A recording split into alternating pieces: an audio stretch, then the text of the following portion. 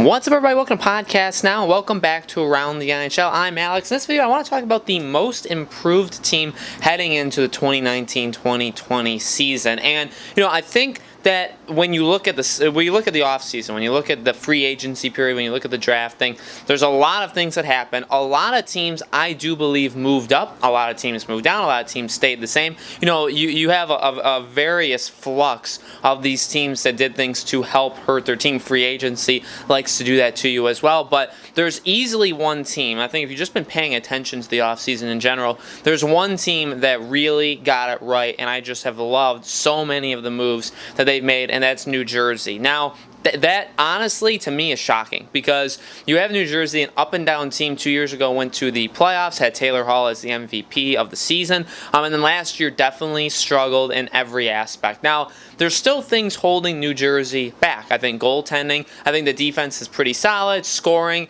it definitely will be up. We'll just see how much.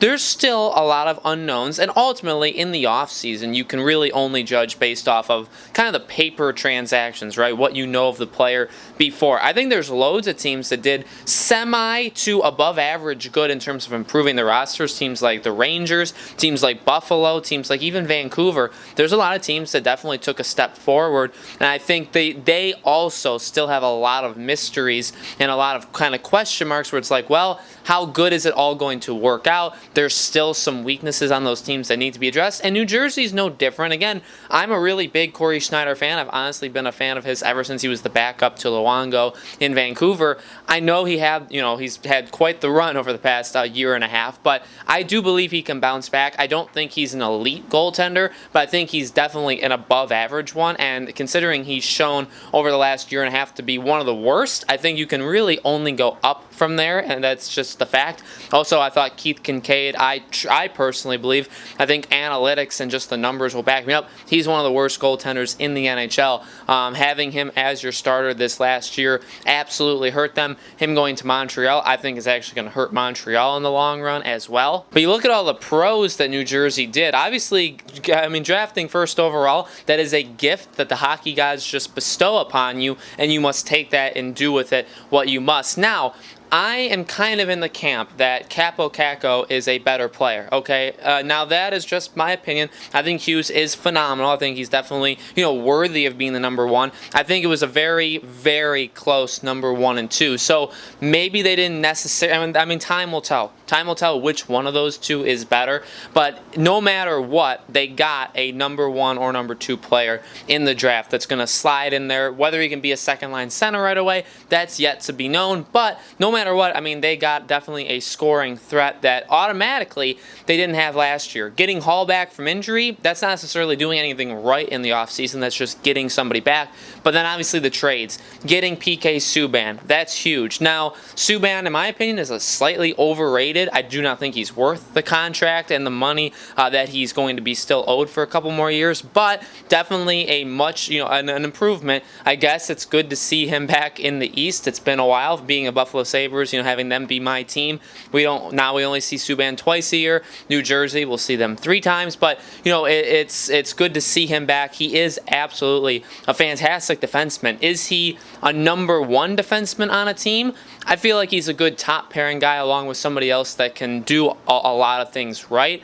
But Subban, for what he is, he's obviously a massive, massive improvement to them. Getting Gusev from Vegas is a fantastic choice that Buffalo was also in on, and a couple other teams. I guess the Islanders, rumor had it, were in on that too. So getting him, yes, there's a lot of question, and again, a lot of question marks. Will Hughes be able to step in right away? Who knows? Is Subban, will he be that number 1 defenseman that can carry that defense? Who knows? I personally don't think so, but they also have a pretty solid defense in all with Severson, with Green, with Butcher. They have a lot of, and even with Vatanen, they have a lot of really nice defensemen someone that'll help each other out. So there's still mysteries, and Gutsev is no different. I mean, prolific scorer in Russia, in the KHL over there. Can he make the jump? A lot of the analytics, a lot of the numbers show that he probably will. He probably can get you like 40 points, which is that perfect top 6, top 9 winger in the NHL. It just is. To have him 27 years old, literally dead center in the prime of his career, and for a pretty solid contract, 2 years at $4.5 million. I wanted Buffalo to do that after getting Colin Miller from them, and so I was a little bit jealous that New Jersey got him. I guess if you're not a New Jersey fan, you look at that and you say, well, this could just be like a Russian bust. Will it be?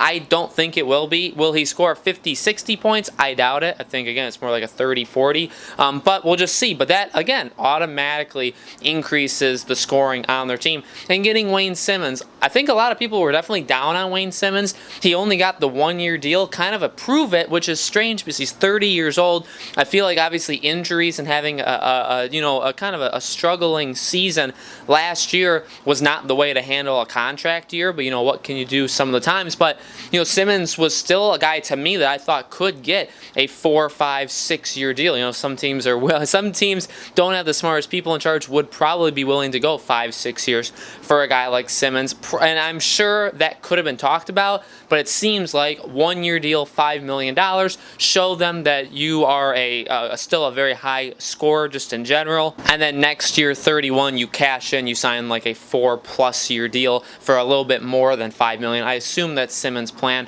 and whether New Jersey can afford that, I doubt it, especially having to re-up Hall and having some other players to get under lock. They're going to have some problems for sure, and they aren't ones to spend all the way up to the salary cap either, but no matter what, you look at those moves and they just continue to nail it. I mean, again, getting lucky with the first overall pick, but then the trades, just overall what they've done with the signing of Simmonds, they're a vastly, vastly improved team. A team that, as long as Schneider is an average goalie in the NHL this year, I can't see how they wouldn't make a major push, if not make the playoffs. The problem, obviously, is that division. The division is absolutely loaded, and you could argue a lot of those improvement teams, the other teams that I even mentioned, some of them I didn't mention, a lot of them are from that Metropolitan Division. You have the Rangers, who are a very improved team as well, as long as the goaltenders, again, I mean, they're still in the rebuild, but they're going to be better. But you have the Rangers, you have Philly, who is trying to take steps forward, and I feel like kind of got a little bit better, but not that much. You have the Islanders and Pittsburgh, who I would argue took the steps back. Washington kind of stayed exactly where they are. Columbus, I think, took a massive step back. So a lot of the teams are in flux in that division. I think New Jersey stands a really good chance of becoming the 3rd to 4th team, having that race to be the 3rd or 4th best team in the division. If Pittsburgh falls off a cliff, if even Washington takes a step back, Columbus, if they fall off a cliff, the Islanders, they'll take a step back. I mean, that definitely opens it up to have it be a race where New Jersey is 100% a player in it. I think overall that division may actually be a little bit weaker than it was last year. So we'll just see. But I think without a doubt, you look at it, again, some teams have made really good trades this offseason. Some teams have made some pretty smart player signings. Some players drafted well. But I think New Jersey just did all three. They've made some really nice trades. They've signed, they've been smart with signings. They didn't overpay. They didn't sign too many people. They didn't sign no one. And so they did that. And then also the draft, again, getting lucky basically. But, that automatically kind of wins them the draft there. So in my opinion, New Jersey is easily the most improved team. But guys, let me know in the comments below, which other teams do you think are most improved, or who do you think is the most improved team heading into next year? I want to do another video of like the least improved team, or the team that took the biggest step backwards. I want to do that one next. So let me know what your thoughts are on that as well. And thank you guys so much for watching. Make sure you guys subscribe and hit that bell icon. I hope to see you on the next video.